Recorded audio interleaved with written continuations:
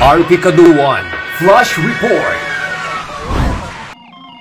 Pag-absuelto ng DOJ sa reklamong kriminal laban kay PNP Chief Romel Marbil at iba pang sangkot sa operasyon sa KOJC, ipinagpasalamat ng PNP. Report mula kay Mark Makalalad. Mark? Tuwang-tuwa kami. Ito ang naging reaksyon ni Philippine National Police Chief Police General Romel Marbil sa pagbasura ng Department of Justice sa mga reklamong kriminal na inihain ni dating Pangulong Rodrigo Duterte laban sa kanya at iba pa kaugnay sa operasyon sa Kingdom of Jesus Christ compound para arestuhin si Apollo Quiboloy. Sa ambush interview dito sa Camp Crame, sinabi ni Marbil na pinagpapasalamat niya ang desisyon ng DOJ. Parte lang kasi ng trabaho nila ang kanilang ginawa at naniniwala siyang lehitimo naman ang kanilang operasyon.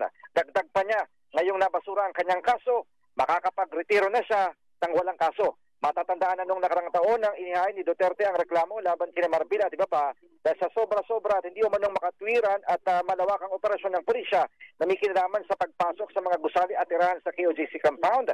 At sa isinagawa nilang search warrant, bukod pa sa pagkasira ng mga struktura.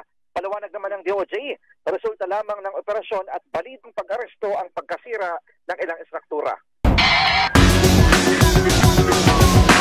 RP Kaduwan Flash Report.